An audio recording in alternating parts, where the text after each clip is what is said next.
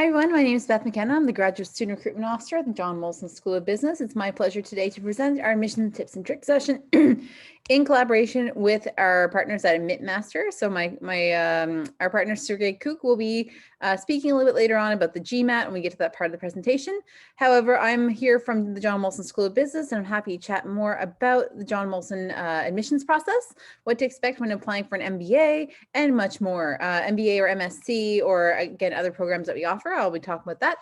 Just so you know, we will be taking questions at the end. So both Sergey and I, whether for Sergey, if it's about GMAT, or for myself, whether it's about any other part of the admissions process, you're welcome to submit a question in the Q&A. So you'll see on your platform, there is a Q&A button. You're welcome to click there and send in a question if you have any questions, but we will be getting them at the end of the session. From there, again, if you have any questions and you want to get in touch with me and schedule a one-on-one meeting, you're welcome to do so. So that's my email there on the screen. I respond to that directly. So you can just email to me. You can connect with me on LinkedIn. You're welcome to do that. Or you can also leave me a voice message at the number there on the screen. I'd be happy to call you back and we can schedule a time to chat more. That being said, let's get started. So a bit about the John Molson School of Business. So the John Molson School of Business is one of Canada's leading business schools, and it's also one of the larger business schools. We're located in the heart of downtown Montreal, for those of you who don't know us and are not living in Montreal or in the general Montreal area or have never been to the city before. We're right in the heart of downtown Montreal. We even have a metro station built directly under our building. So it's very easy to access Concordia as well as John Molson School. We have 300 faculty members from 34 different countries. So we get a very global perspective when you're studying business with us. And then we also have 51,000 alumni worldwide, and that's part of the larger 210,000 person Concordia alumni network all around the world. In 2018, we're also ranked #1 in North America for the QS Best 50 schools under 50 years of age. So Concordia was ranked that, and we're very proud to be one of the next up and coming universities. We've recently been ranked #4 in Canada by The Economist overall. We've received #1 rankings for return on investment among MBA programs. And then we've also received, we were ranked also 68th in the world by The Economist as well. So we are climbing quite rapidly among other MBA programs. Now, in the admissions process for an MBA program, a GDBA program, MSc, et cetera, we look at quality in a graduate program. So it's not just about quantity. It's not about accepting everyone who meets the requirements. It's really about the quality of the applicant more than the quantity of applicants that we get. So at the graduate level, we're looking for the best of the best, being that if you just meet the general admissions requirements, you may still receive a refusal letter due to admission for limited spaces in the program. So you have to keep in mind that for any graduate program you apply for, there's a set number of spaces in the program and that you have to compete for a spot in the program. So choosing the program that's right for you. So a lot of people tend to get these two types of programs confused. Excuse me. The John Molson School of Business offers MSc programs, so Master of Science programs, which are thesis research-based programs. They're really great if you want to go into one specific area of specialization, or if you really want to specialize yourself in one particular industry in one particular field and do research towards that goal. Now, the other option is an MBA program. An MBA is more of a leadership, it's more of a hands-on managerial, jack of all trades, generalist degree. So the MBA program is our flagship program. It's a very hands-on program that's case-based at our school. It's a 2-year full-time MBA, which can be done in as little as 16 months if you bypass doing the internship and if you want to do courses nonstop. It is possible. We have had people do it in 16 months. However, the normal length of the program is 2 years. That being said, we also offer a part-time option to our MBA program. And if you do want to do the MBA, again, it's a general MBA. If you want to do it on a part-time basis, if you are a Canadian or a permanent resident, you're able to opt to do it part-time. However, if you're an international student, you must maintain full-time status to be legally studying in Canada. That being said, the MBA program, as I mentioned already, it is a general program, but because our program is a case-based MBA, there's a lot of using your professional work experience and your own career experience, bringing that into the classroom. That is why we have a strict requirement of having at least 2 years of post-bachelor's work experience. So we require that if you studied your bachelor's degree full-time, even if you did a part-time job or if you were doing summer jobs full-time, we still require that you go out and you go get 2 years of full-time post-bachelor's work experience in order to be considered for the MBA program. And the average work experience among students accepted to the program is 5.5 to 6 years. So it's a managerial degree, and that's why we have such a strong employment rate after our program, because our students are already professionals when they come into the program. And it is certainly a program where you're working among other people who have been in the workforce for quite some time and who have shown quite a strong amount of career progression from there. So we do take a holistic approach. So the holistic approach for admissions, we do look at everything in the admissions package. And the admissions is not just based on the GMAT. It's not just based on your GPA. It's really an overview, like an overall assessment of your application. The admissions requirement is a 3.0 GPA. Now we're pretty strict on the GPA, but we do take a holistic approach. So if you're slightly below 3.0, you could still be considered. If you're far below 3.0, best to schedule a meeting with me so we can talk about your case further and talk about your options to show some academic upgrading. We don't do pre-assessments, but again, I can give you a general idea in a one-to-one meeting about what to expect and how to plan your application to the MBA program to ensure that you have the best possible opportunity. That being said, there's other things that we look for in an applicant. So we look at their work experience, as I mentioned already. For MBA, it is required if you're applying for MSc, so a research program, it's not required. So if you're applying for MSc Management or MSc Finance or MSc Marketing or GDBA, we do not require work experience, but it is always a positive benefit to your application. We look at your extracurricular involvement. So as John Molson's a very hands-on type of program, and we're also very community focused in our learning, we also look at your fit in that. So we look for any community involvement, volunteering, any clubs you were part of during your bachelor's, any kind of community groups you're part of now, anything you've done beyond go to work 9 to 5 and, and go to school. So we look for what you've been doing above and beyond. We look at your communication skills. So again, we do look at how you communicate with us, whether it is in the interview or through your emails and in your meetings with me. It does come down to play in how you communicate and how you are effectively able to speak and to sell yourself, and also to be in a team-oriented group work kind of setting.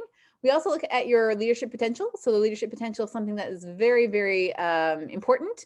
So we do look at your leadership potential highlighted in your statement of purpose, shown throughout your CV, and also in your letters of reference. And then also it's a general fit for the program. So it's also about what makes you unique and how are we the right fit for you. Academic potential. So we do look at, your academics, because this is, keep in mind, an MBA is still a master's degree. So if you're wanting to go to grad school and do an MBA, it is still important that you have a strong academic record. The average GPA among students accepted to MBA is a 3.3. But again, we do take a holistic approach, so there are lots of other factors at play. For MSc programs and thesis-based programs, it is much more important. The academics are taken much more strictly, and because it is a thesis program and the academics are a central part of that program, the academic aspect of your application is very, very scrutinized and very strictly looked at as part of the admissions package. So as far as applying, we will require your unofficial transcripts. So when you do apply, we require transcripts from all of your university studies. So we don't need your high school transcripts. It's not common to require the CEGEP transcripts. It depends how long ago you did CEGEP, if you did like a professional program after your bachelor's degree. But we require anything you've done since starting your bachelor's degree, we will need transcripts for that. So we want to see all your transcripts. If they're not in English or French, we will require that you upload an official copy, an officially translated by a certified translator, a copy of those transcripts. So it is super important to upload that both in the original language and in English or French, because our admissions committee and our admissions team, as well as our recruiters, are all bilingual French-English, but we don't do other languages. So you're welcome to upload it in either language. Oops, just a minute here. So, and again, as I mentioned, if your GPA is far below the requirement, it is essential to show academic improvement. Get in touch with me and we can talk about a plan to help you improve your profile. From this point, Sergey, are you there? Yes, absolutely. Yes, you're there? Yes, absolutely. Thank you so much, Beth. Fantastic. So yes, you're welcome to start. Okay, that sounds great. Would you be able to make me a co-host so that I could share my slides? Yep, just a minute here. There you go.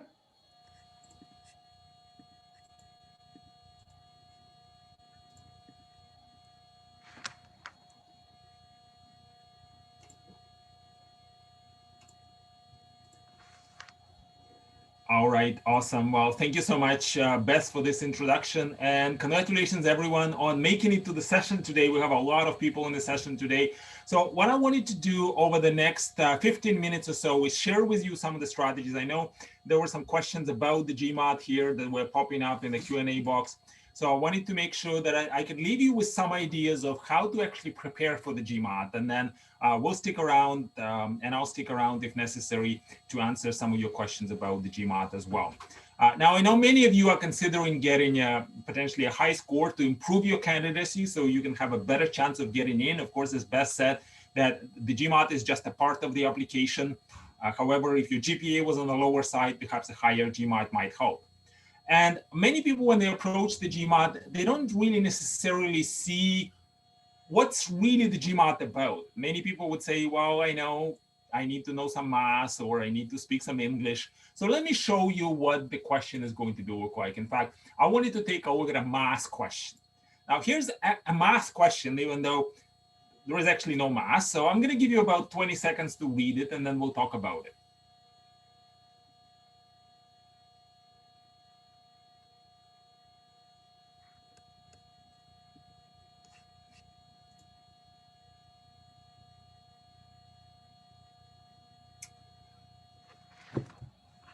So what do you think? So far, this question looks quite complicated. And many people, when they see this question, first of all, they'll read it more than once. And let me know how many times did you actually read it.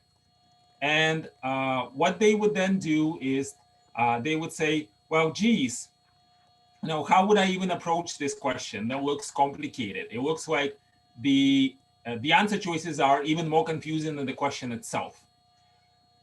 So let me show you a couple of ways of approaching this question.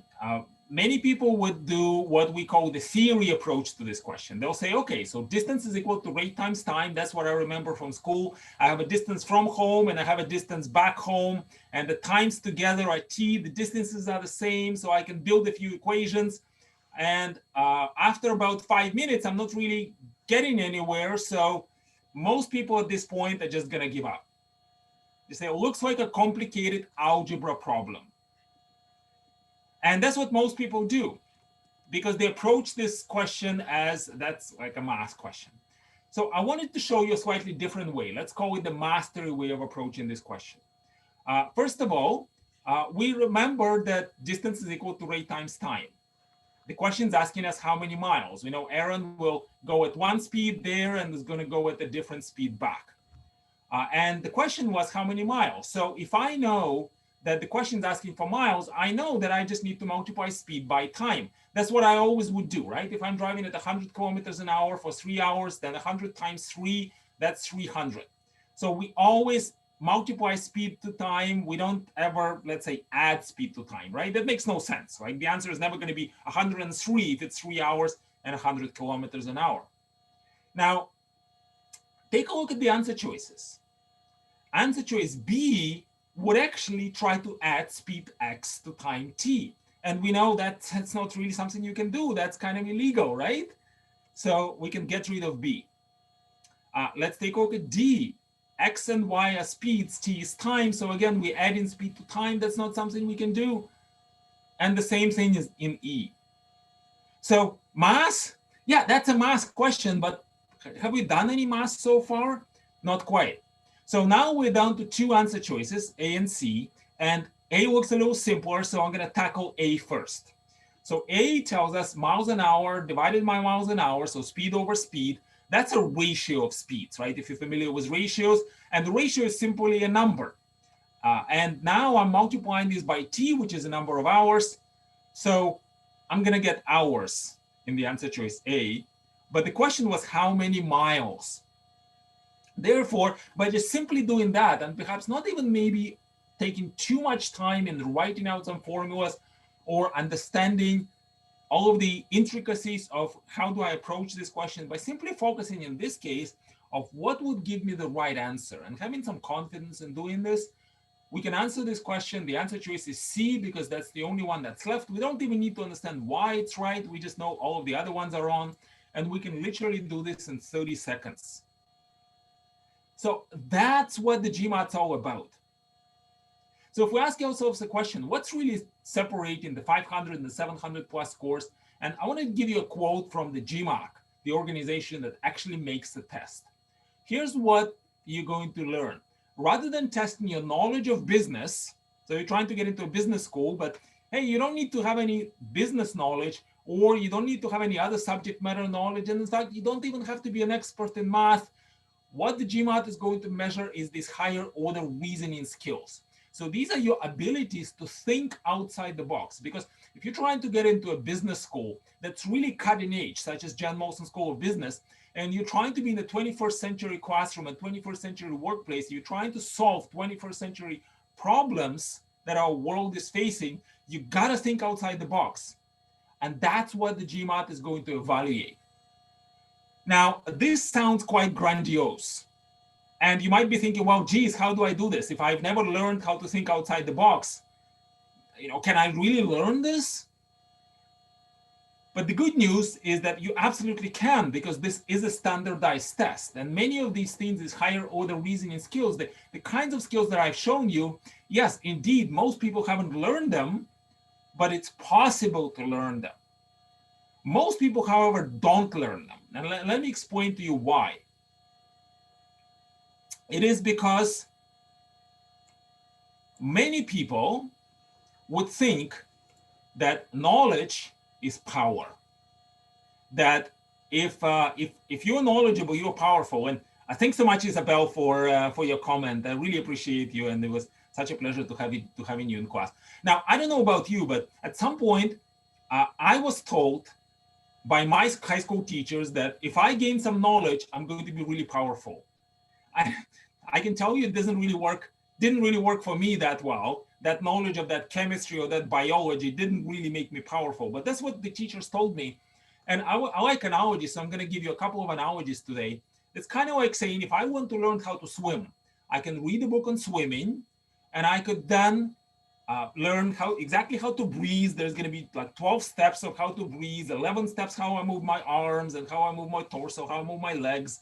I'm going to gain all the knowledge, and then I'm going to jump into a pool and say, okay, let me compete against Michael Phelps, who's never read the book because he has a dyslexia, for example, right? And he really does, right? So is that going to make me powerful by reading a book? Not really.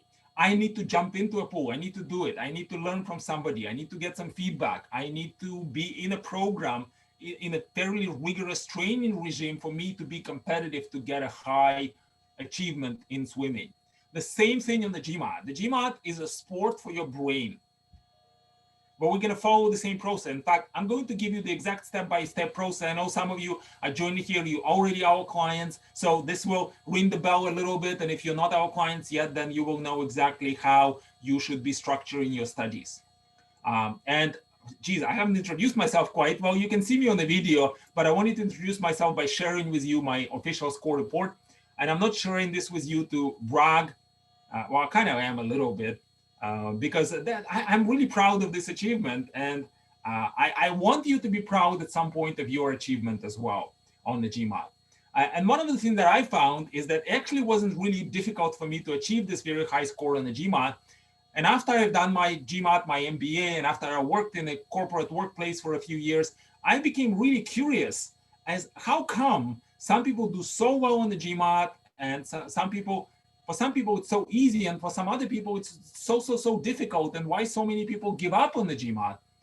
And what I've realized, I actually found that quote, and I started to talking to other instructors, and what I realized that most of the GMAT instructors or tutors or even classes weren't really teaching people how to think. They were just giving people a bunch of strategies and letting them figure out how to use them.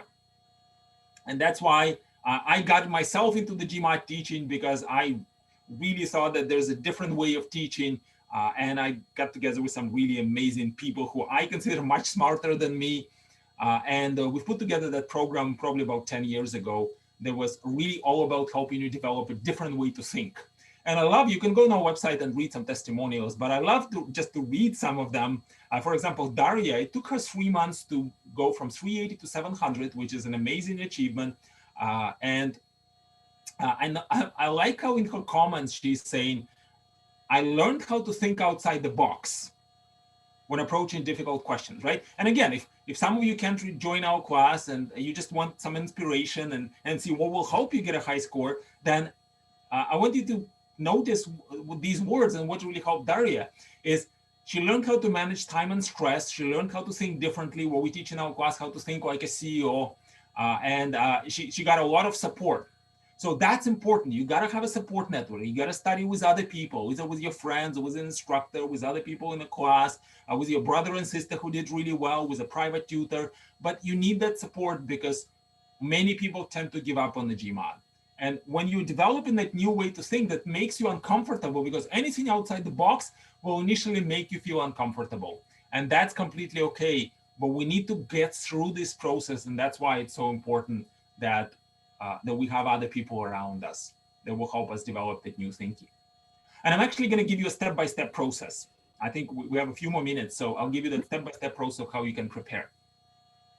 Now, the GMAT, as I'm sure you know, this is approximately a 4-hour-long exam. And notice again, I wanted to show this to you. This is something that, of course, you can see on the MBA.com website. But I wanted to draw your attention because when I ask people in a live class, what are the sections on the GMAT? Most people are going to say math, English, and some other. But what many people actually miss is that this is a reasoning section. There's integrated reasoning, quantitative reasoning, verbal reasoning, analytical writing assessment. So it's all about reasoning, analyzing things, so much more, just like what we did with that question. Notice how we haven't really done a lot of algebra. We just analyzed the answer choices. We saw what works, what doesn't work. We used a little bit of our critical thinking abilities, and then we got to the answer. And by the way, we were 100% sure that this is the right answer, no doubt. And we can do this really quickly. So that's really what the test is about. By the way, if you're wondering, is this a difficult test? Yes, it is. One of the reasons why it is difficult is because it's adaptive.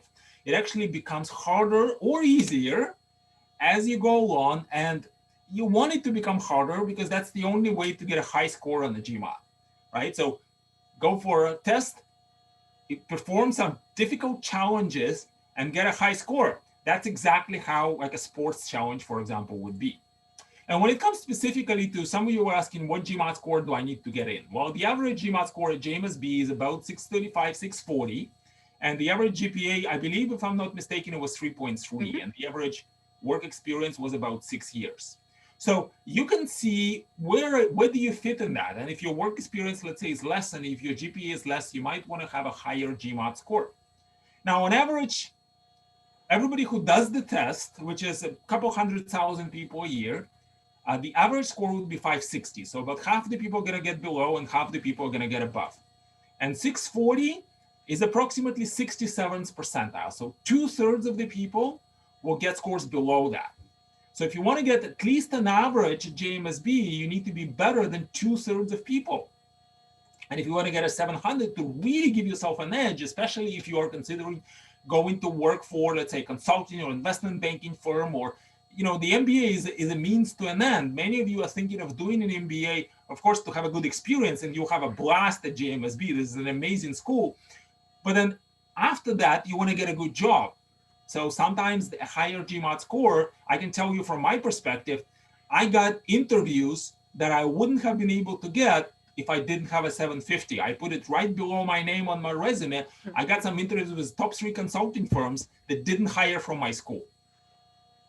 And just to put things in the perspective, to tell you how the GMAT's a competitive exam is, you're competing against everybody who did the test in the last 3 years.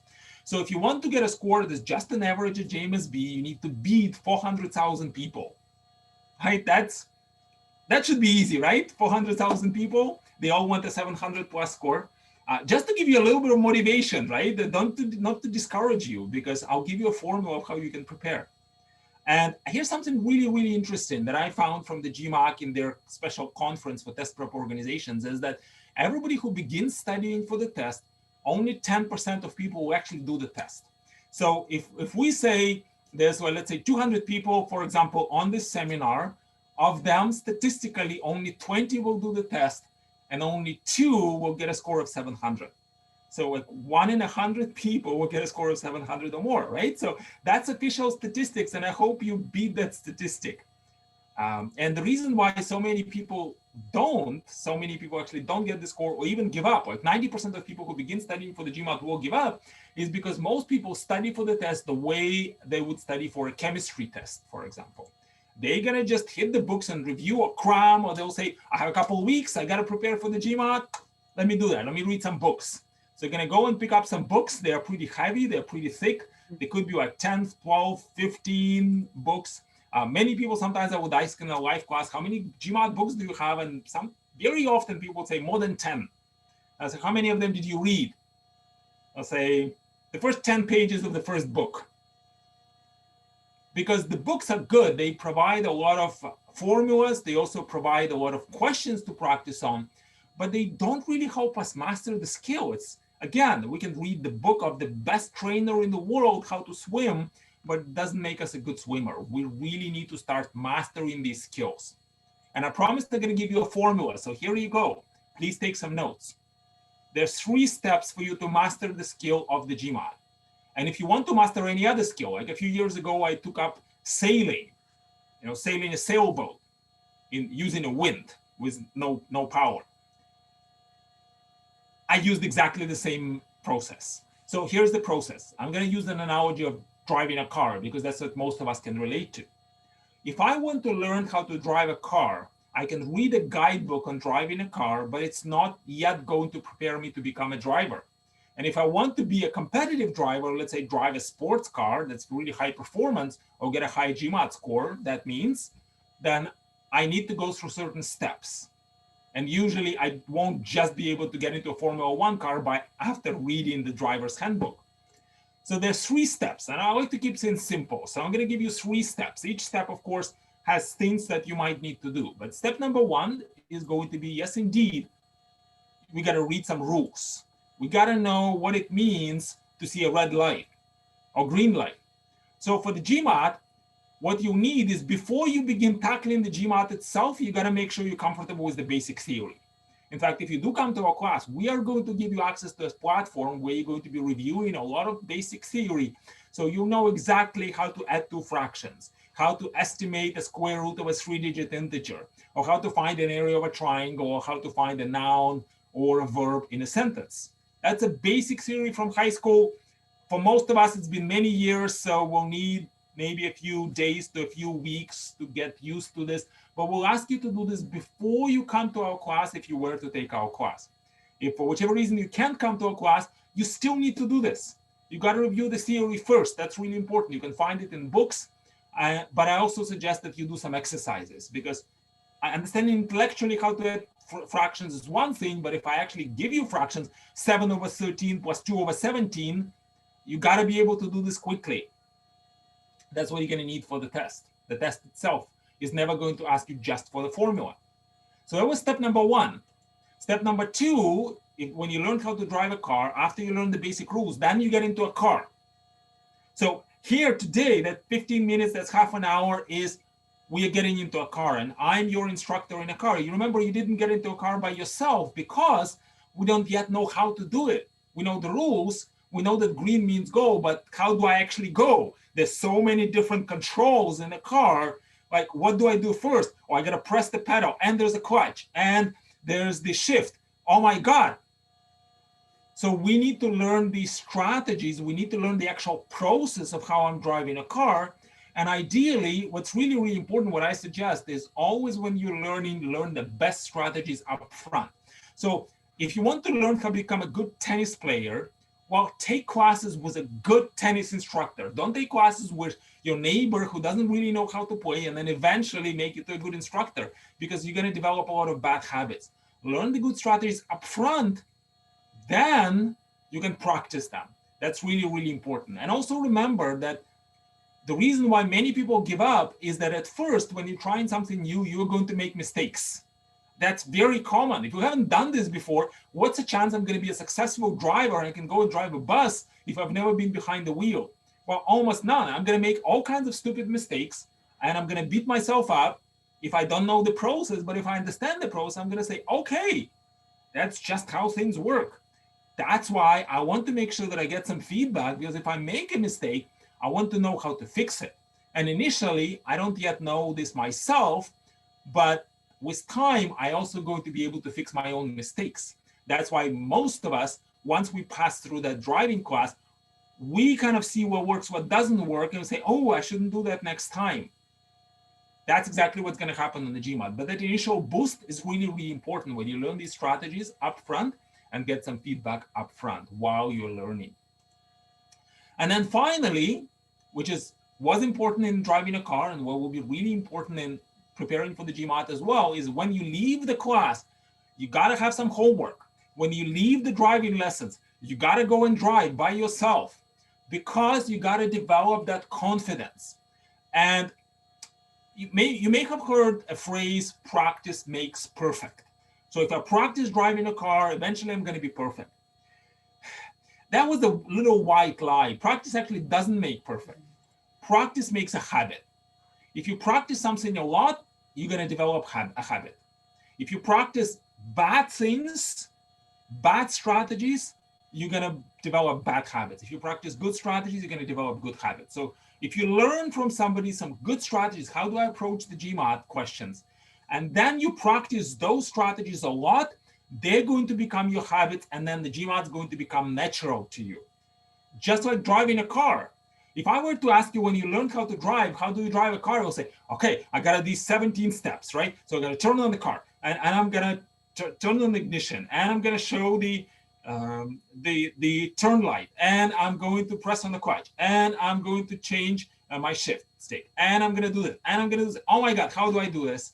And if I ask you now, how do you drive a car? You say, I just get into a car, I start it up, and I drive. That's it, one step. That's what you're going to do when you are really trained for the GMAT. That's really the goal. And you have to decide how much you want to get trained or how much practice you want to do, because if you want to be a high performance Formula One driver, you got to practice a lot. If you simply want to drive around your neighborhood and never go on a highway, you don't have to practice as much. The same thing is going to determine your GMAT score. Now, regardless of where you're starting from, learning these strategies up front is really good. And you're going to have to learn them somewhere.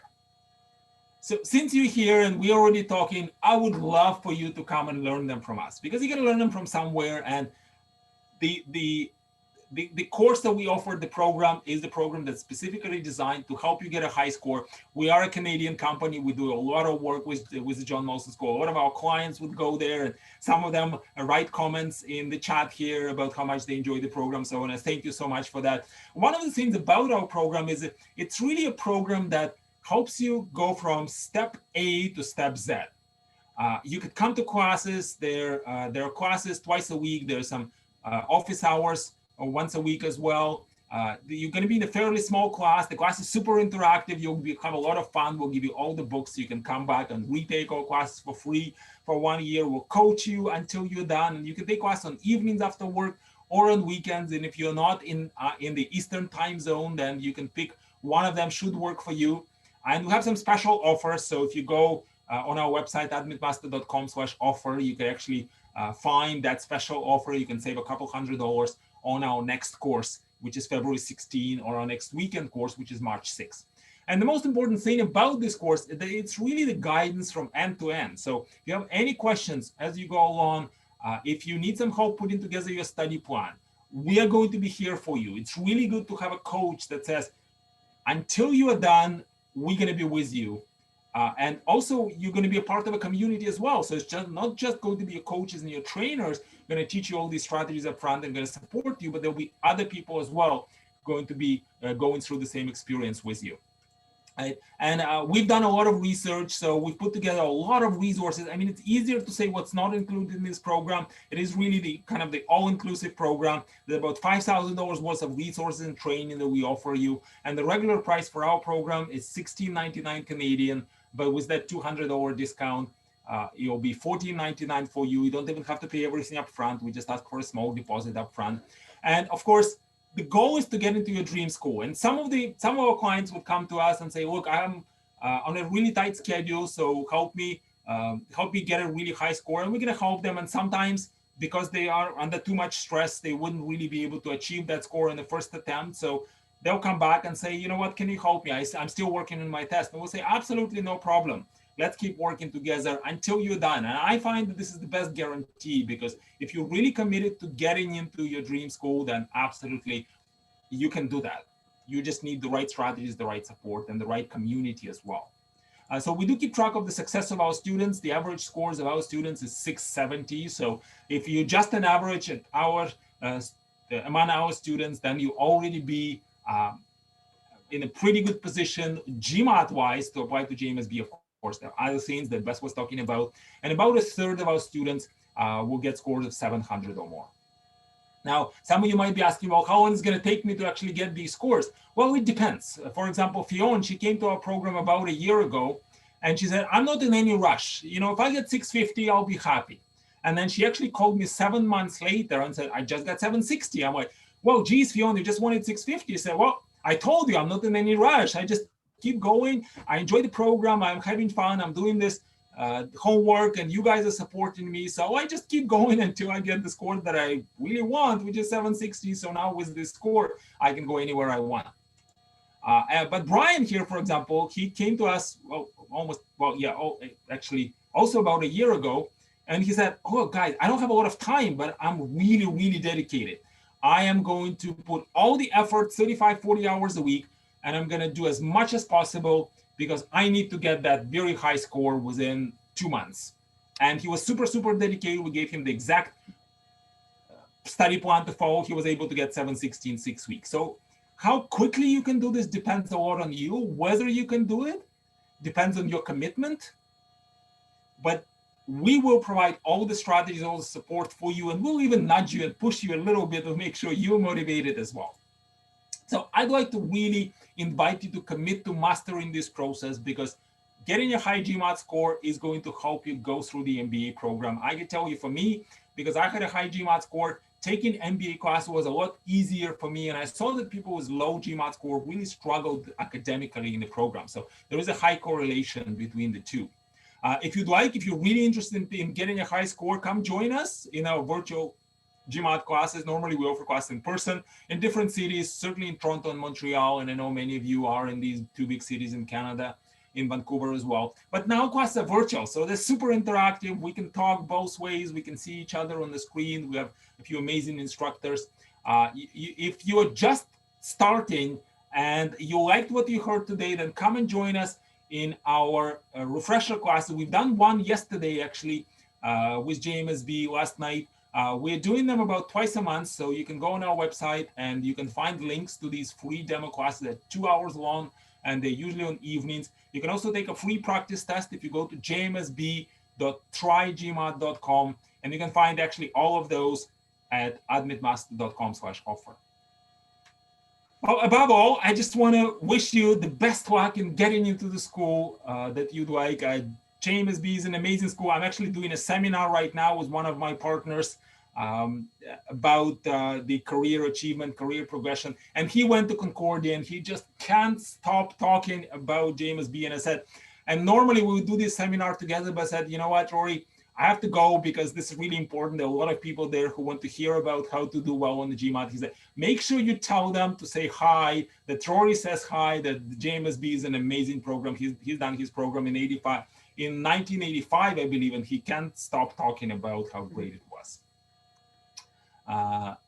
So if you have any questions, I'm going to stick around. Thanks so much again for having me, and thanks for joining today. If you have any questions, then I'm happy to answer. And Beth, I know there are a lot of questions for you here in the Q&A box as well. Well, what I'll do is I'll switch back to my screen and we'll go back to the session. I'm going to stop your screen share and we'll go back to my presentation. Thanks so much, Sergey, for that. We're going to keep moving on with the presentation. So as you have questions, you're welcome to put them in the Q&A, and then myself and Sergey will answer them after the session.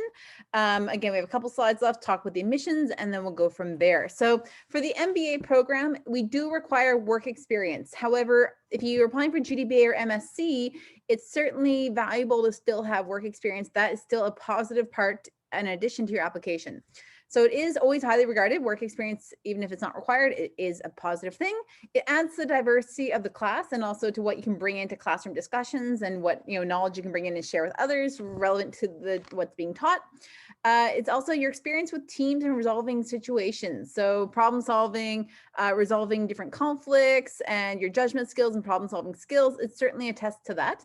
And then it's a greater likelihood of academic success when the managerial theoretical concepts can be understood with personal experience. And of course, for MBAs, after the program, when you're meeting with recruiters for different corporations, they're typically looking in the range of 3 to 9 years of professional work experience in addition to the MBA. So the MBA is a great way to get them intrigued and to get them to look at your profile. However, it's still, they're going to look for about 3 to 9 years aside from the MBA.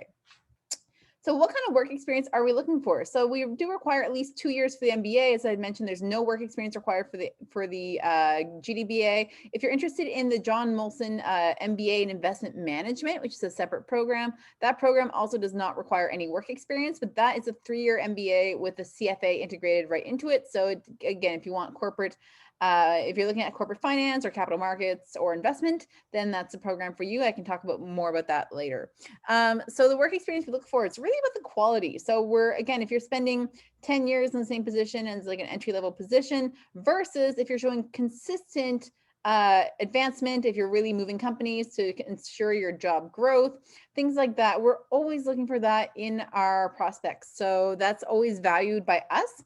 When you do your CV, please give a couple points about the nature of your work, any achievements you had at work, big projects you undertook, things you took leadership on, things like that. We want to see it, and highlight your achievements. So any professional achievements, personal achievements, team achievements, volunteer work, leadership skills, any extra designations you have. So if you've passed, say, CFA level 1, if you have your CPA, FRM, other things, if you have PMP is another one, if you have any of those, definitely add that to your CV because we want to know about any extra designations you have, even things like Six Sigma, all that stuff. We do look at all of those.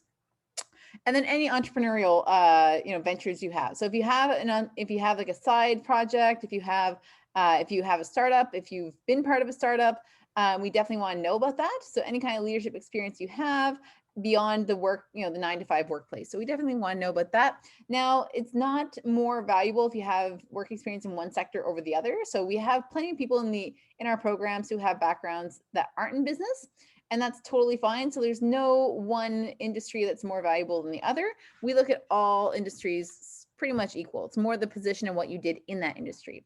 For the statement of purpose, it is about 500 words. So it's a 500-word summary about why you're good fit for the program. So it's really about yourself. Think of it as it's a letter to the admissions committee explaining why you are a good fit for the program and why you should be selected for admission. So it's really talking about your personality, talking about your, things like your accomplishments. It's about telling your story and helping the admissions committee know a bit more about who you are and about what your goals are and why you're a good fit for the John Molson MBA. So it's certainly something that we really want to have, and we really value that because again, it's to get to know you a bit better beyond the interview questions that are on Cura Talent that you're going to get. It's really, again, it's to go a bit more beyond that. So again, it's really to tell your story and to introduce yourself to the admissions committee. The essay, the statement of purpose is a reflection of yourself. So please be specific. Now, keep in mind the people who read it, it's usually my colleague Leah, who's the admissions advisor, or Elena, as well as the program director, as well as the program's admission committee. So it's only a handful of people who read your letter. So again, be specific and let us know so we understand your story and we get to know you as well as we can in that statement of purpose. Write your own essay, so make sure that it reflects your personality and your life experience. Also, make sure that in your statement of purpose that you're also talking about any kind of challenges you've overcome, anything that's extraordinary in your personal story. We want to hear about it. We want to get to know you better and see how you would fit in John Molson And also we want to know what your goal is. So why are you doing this program and what do you hope to achieve in this program? Convince us. So again, tell us why you're a good fit, describe your career goals, and showcase your accomplishments. The best thing you can do is also do some research on John Molson or have a call with me or one of my colleagues and get to know more about the vibe of John Molson and what we value. So there's plenty of videos on YouTube about John Molson, about, you know, student testimonials, things like that. I'd recommend watching those. Those would certainly help in getting a better idea of what John Molson's all about. Picking the right referees. So all of our programs require reference letters. We require at least 2 reference letters for our Master of Supply Chain Management and the GDBA and the MBA Investment Management. The MSc and the MBA both require 3 letters of reference. So it has to be from either a referee's professional or academic.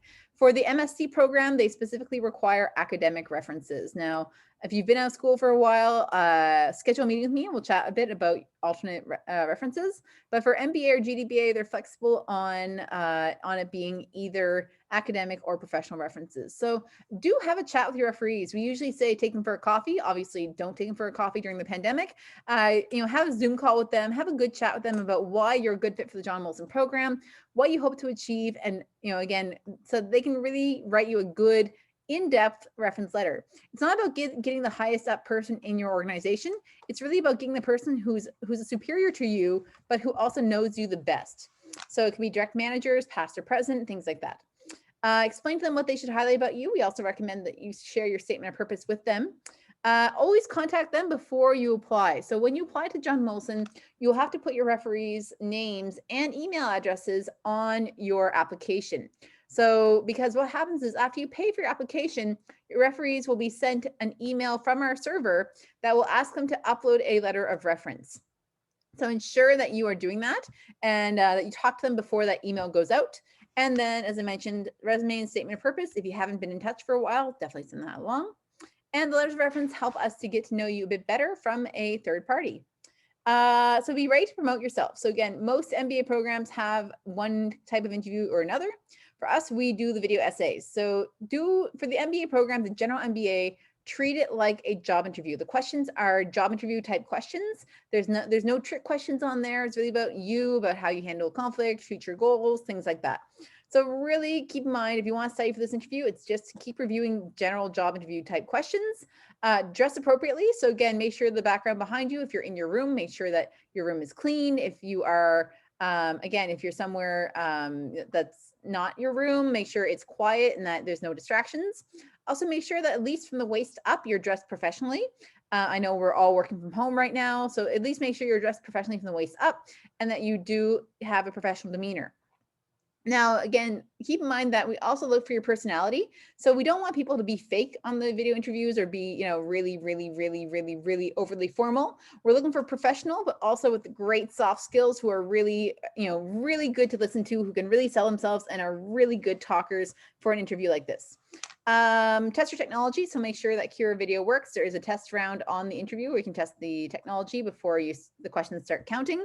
And of course, understand the purpose of the interview, which again, for us, it's to get to know you better and also know your soft skills, your communication skills, and how you're able to sell yourself and how you are interpersonally for the program. So consider what to convey. So there's some things to think about when you're thinking about what to convey in your video interview. So again, be prepared. As I mentioned, the John Molson one, it's really, for the MBA program, it's really more about like a job interview. For the MBA Investment Management, there is an interview for that as well. That is more knowing about the industry. So knowing about capital markets, knowing about investment, having some investment experience, even if it's independently investing in, you know, markets. And then also for the MSc Finance, they also require often an interview. So same thing, that's more about research in the industry and your knowledge of the finance industry itself. So consider what to convey. So of course, always connect your goals with what your school of choice and the program has to offer. Be prepared to answer questions about your profile and any weak points in your application. If you have an in-person or phone Skype interview, definitely prepare questions. And of course, we always pay attention to your communication skills, your personality, your articulation of an idea, your ability to answer clearly and thoughtfully, and also your professionalism. So if you did not study in an country where the first official language is English, so if you studied in, this also includes like India, Bangladesh, this includes different countries throughout Africa, countries throughout Europe, excluding UK and Ireland and Scotland and other English first countries. So it's many countries in Europe, most of Latin America, most if not all of Latin America, and most parts of Asia. So if you did not study in a country where the first official language of that country is English, there's a list on our website if you need the list of countries, regardless if your studies were in English. So if you studied, say, in English in a country like India, unfortunately, you still have to write the IELTS or TOEFL. We also accept the Duolingo English test due to the pandemic. So we know it's hard to get to a testing center due to shutdowns and curfews. So we do accept the Duolingo English test, the minimum score of 120. There is at the bottom of the page are the qualifications if you want to be considered for an exemption. So there's that for consideration as well. So getting here towards the end of the presentation, planning your year effectively. So again, applying to an MBA program, it's really not just, it's not something you do casually that you can do all at once. It's really a bit of a process in that you're doing the application, and yes, you're applying, but you're doing the documents and stuff, which can take weeks to months, especially including the GMAT.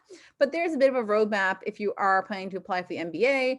It's not too late. Again, if you are applying for the March 1st deadline, it's not too late to kind of condense all this.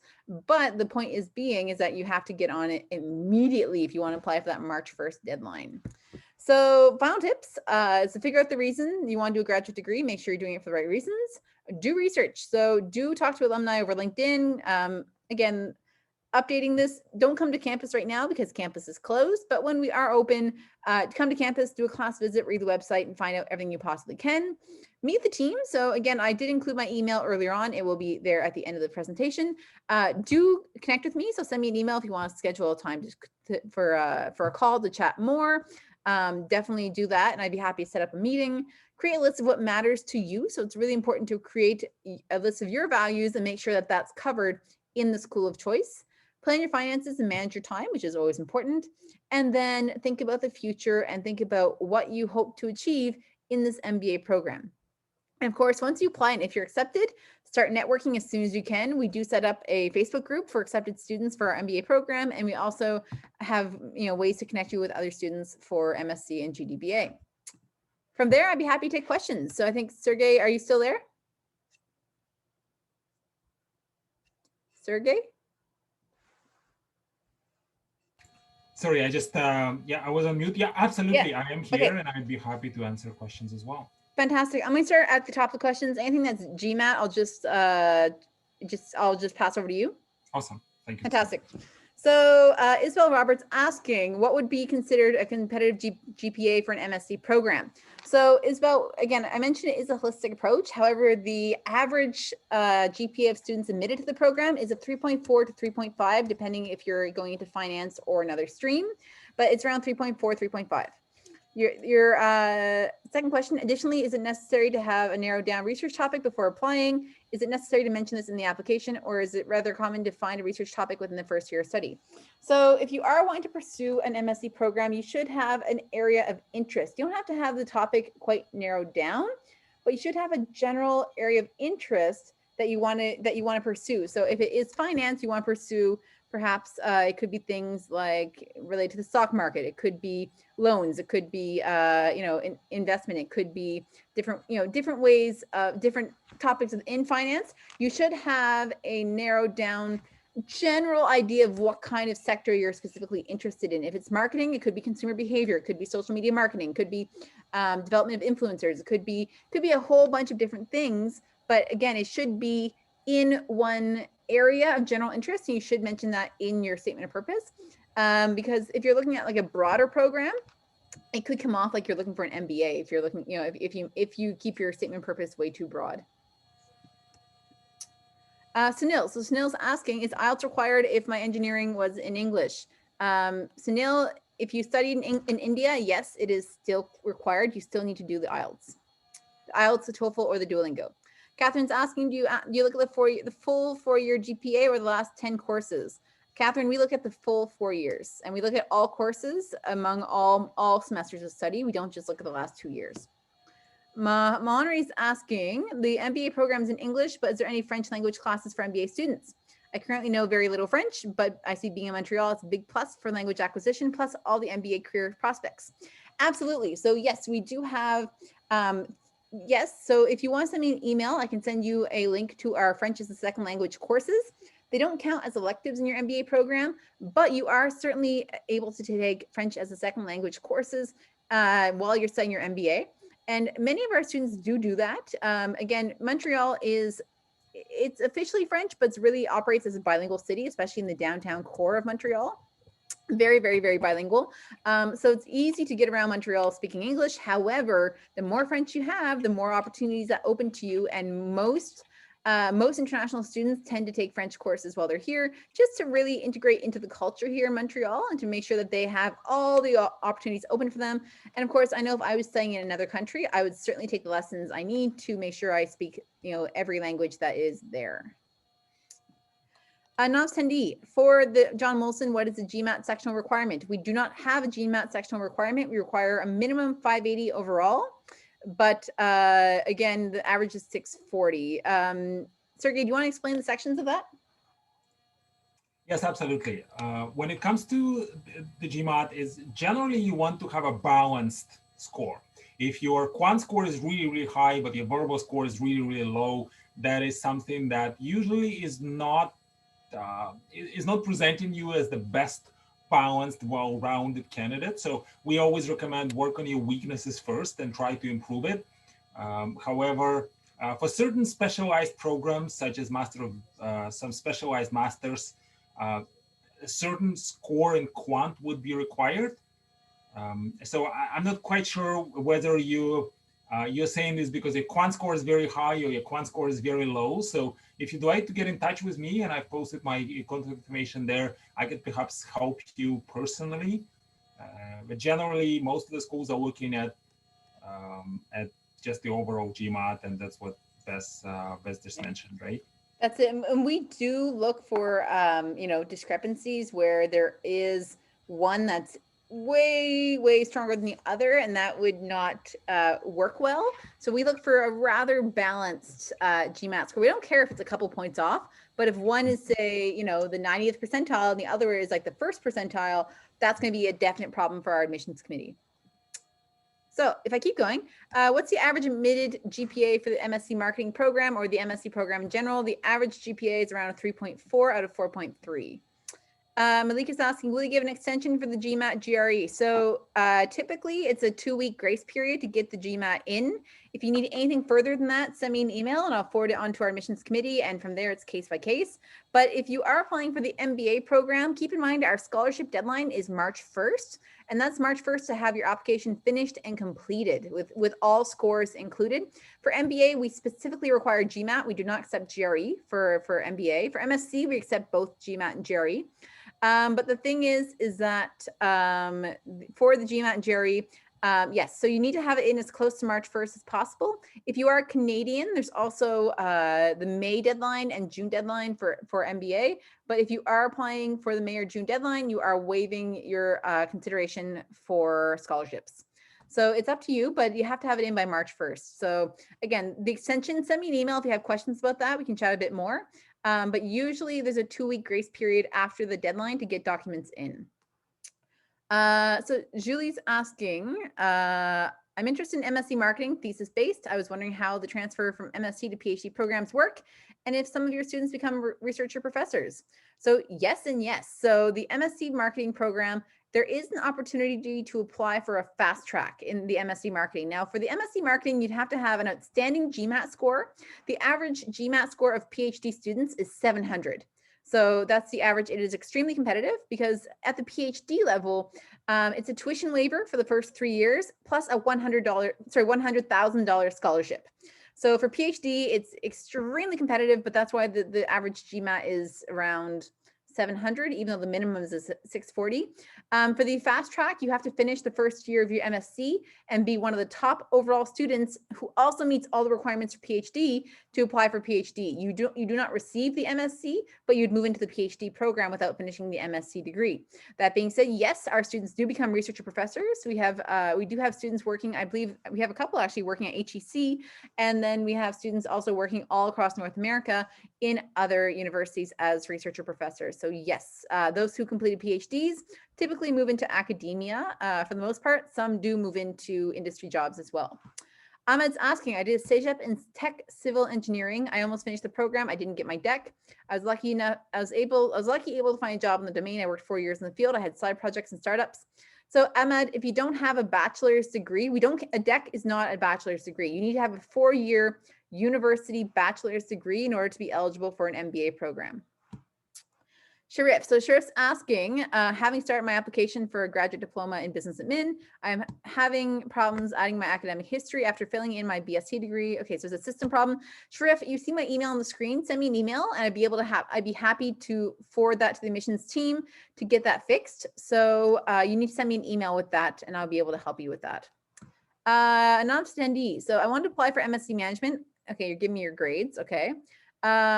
So the thing is that we don't do pre-assessments. So whoever wrote me this question about, having a percentage in their BE mechanical and a GMAT score and a percentage, again, we don't pre-assess. It really depends on the whole profile of your application, as well as the competition for seats in the program, because the MSc management is a thesis program really focused around like organizational behavior and different kind of management related topics.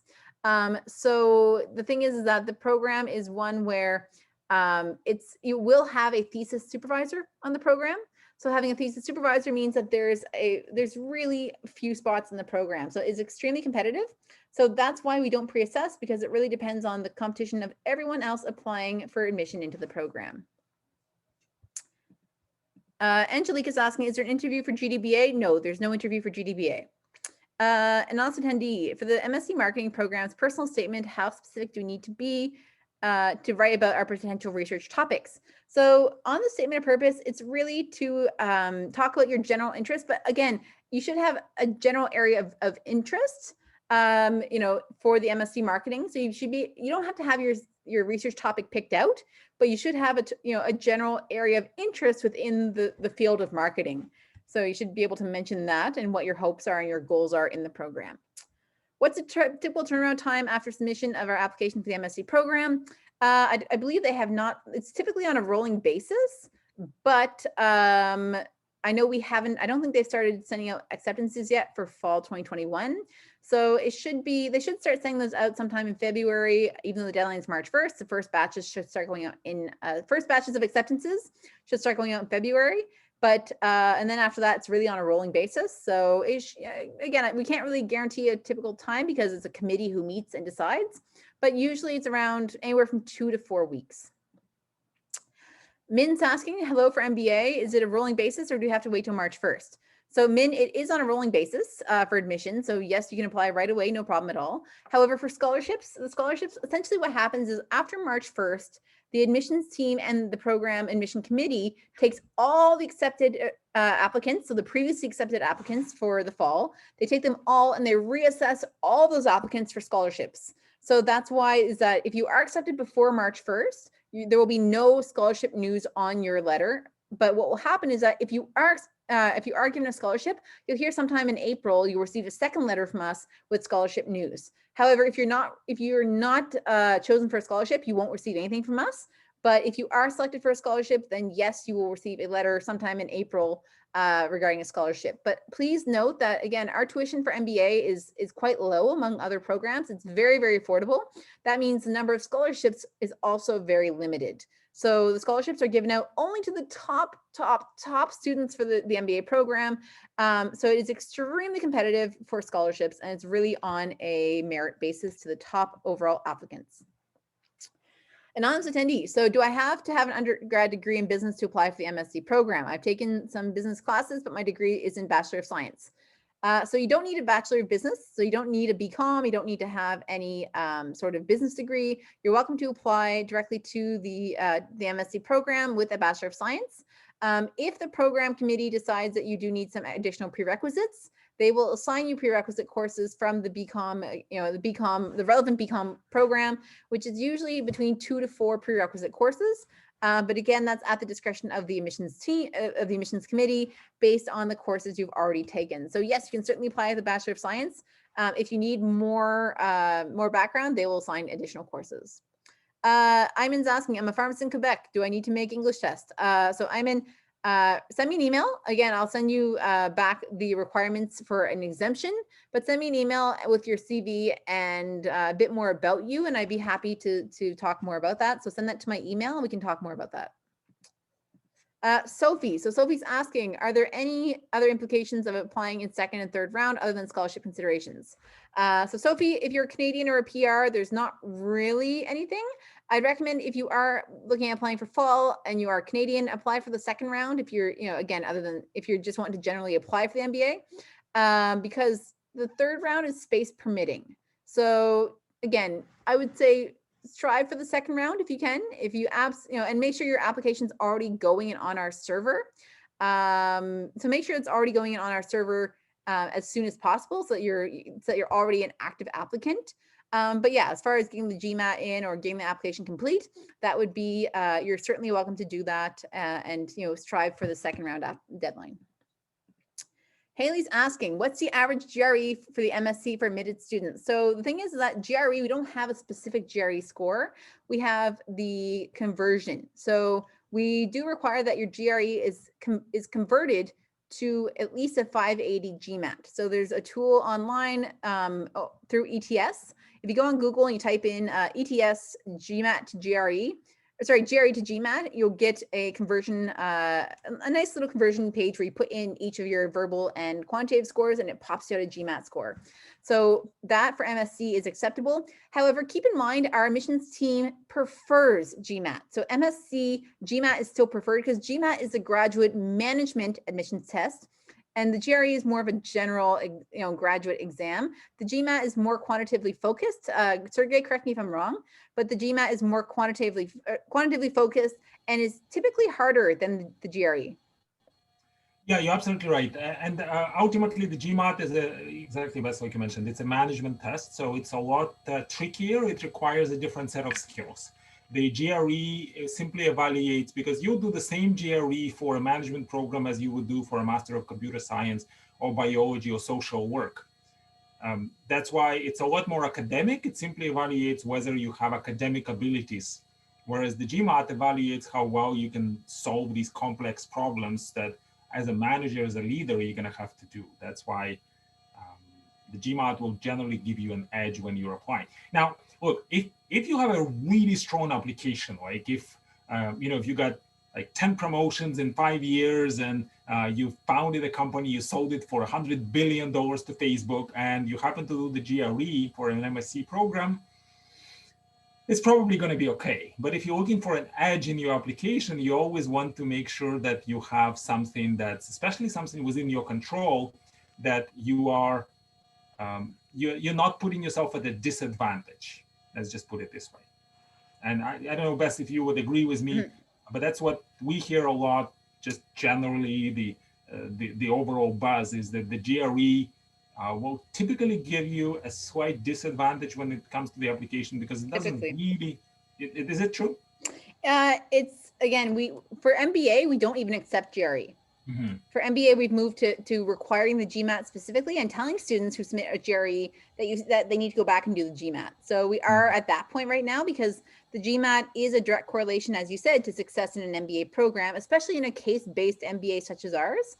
So that's something that's quite important to us. For GRE, again, you're welcome to submit a GRE, but GMAT is the sought after exam, and it is certainly the one that's much more in demand and is much more respected and preferred among our admissions team. So again, if two people apply with the exact same profile, one submits GMAT, one submits GRE, the GMAT would then, again, have an edge. So there's that. Okay, so how rare is it for a graduate without experience to be accepted in an MBA program? It's not possible. So if you are a graduate and you have no work experience, you cannot be accepted.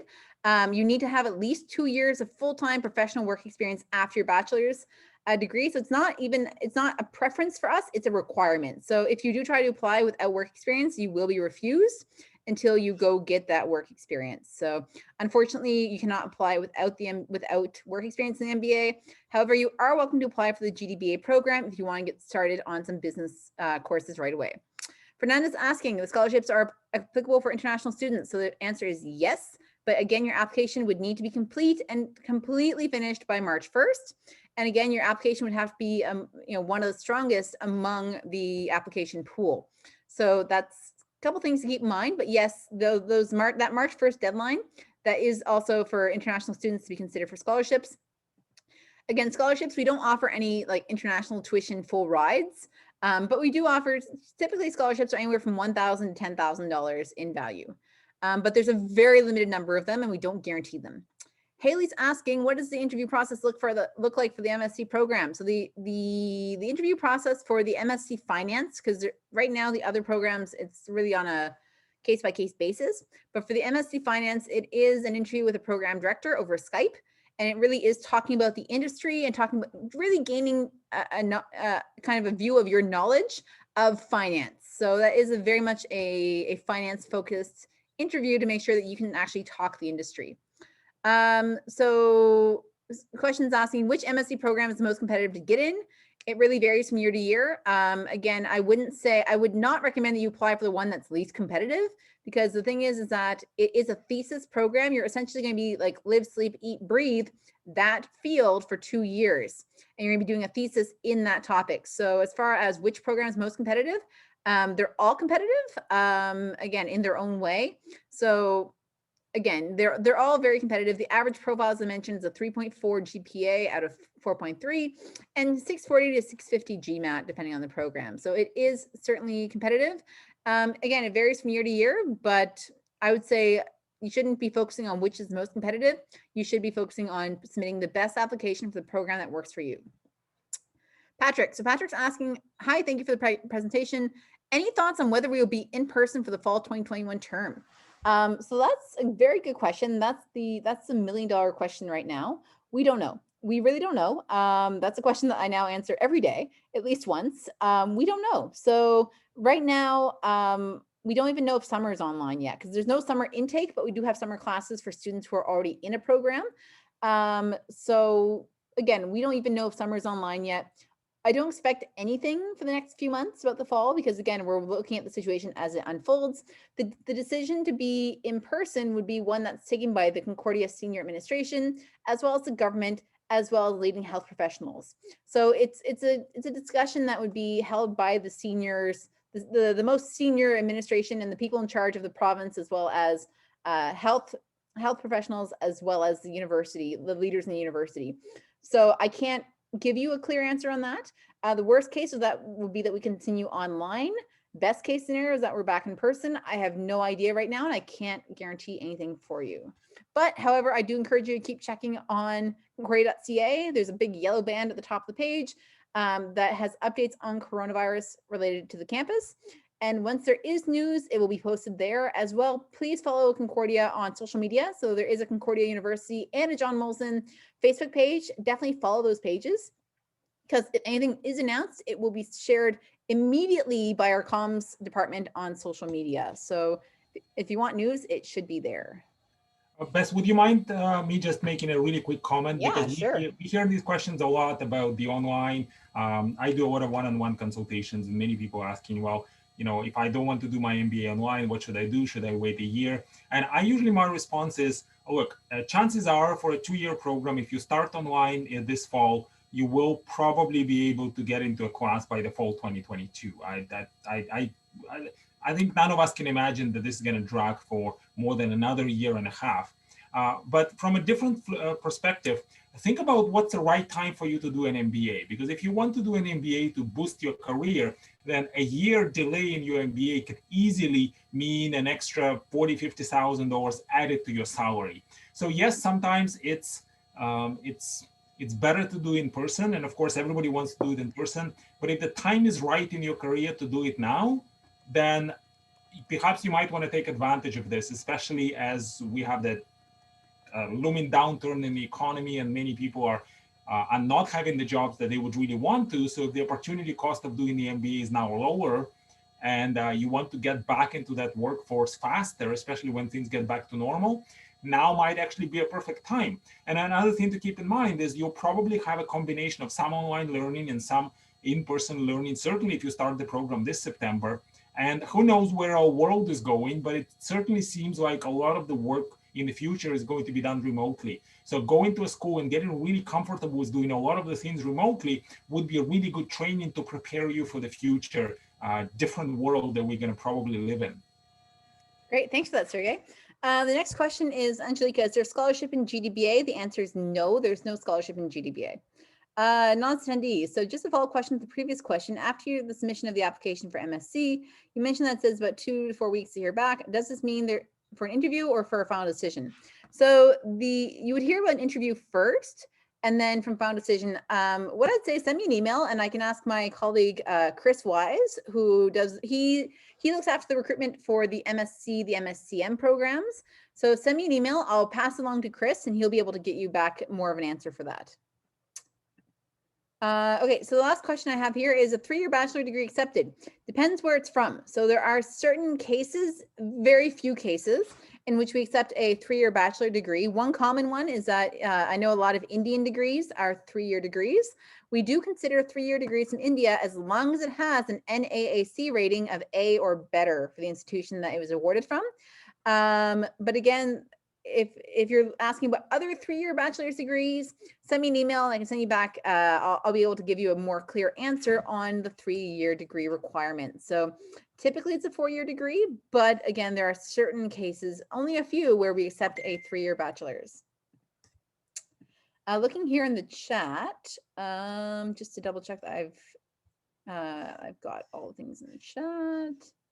Oh yeah, so one question here that we haven't answered yet is, what's the average age in the MBA program? So the average age, that's a good question, because we don't have an age limit on our MBA program. I know some MBAs will say, well, if you're a certain age, then you should go into an EMBA program. We don't do that. So we welcome students of all ages and all backgrounds into the MBA.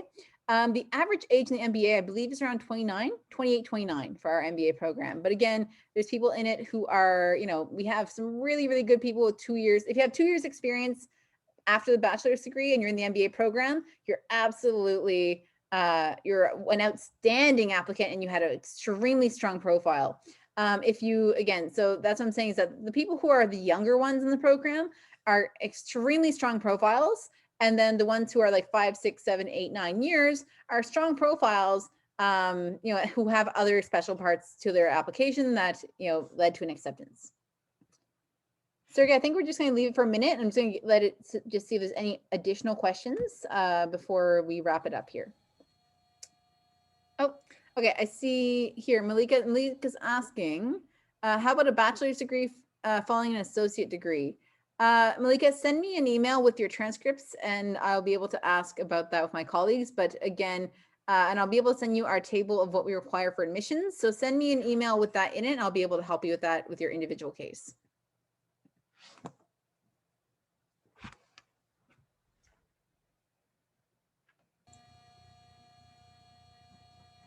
Just another minute or two before we wrap it up. That sounds great. And I know that happens with me as well quite often, that I would be at a seminar and then as soon as the seminar is over, I'll say, well, geez, I wanted to ask this question.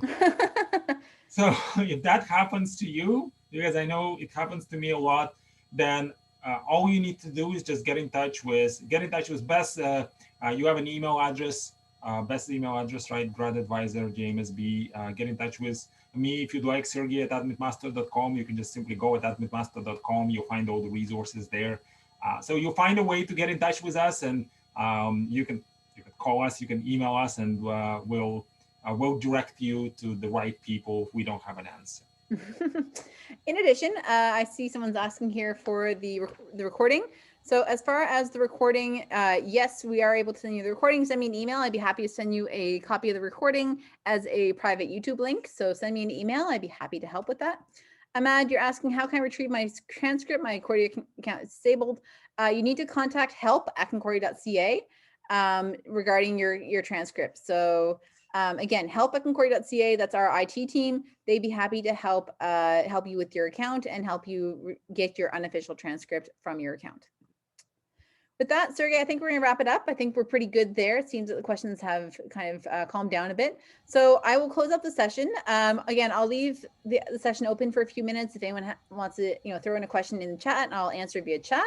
But otherwise, I think that's it. We look forward to receiving your application. And if any of you want to have a one-on-one meeting with me, send me an email. We'll set up a time for a meeting to discuss your own personal case, and we'll go from there. Sergey, thank you so much for coming. And I wish you guys all a good rest of the week, and stay safe. Thank you so much. Thanks, Bess. Always a pleasure. And good luck, everybody, on your applications. You have about a month or so to submit your application. So if you're really keen on starting this September, then this is the time. Start your application, make sure it's submitted, especially if you're interested in a scholarship.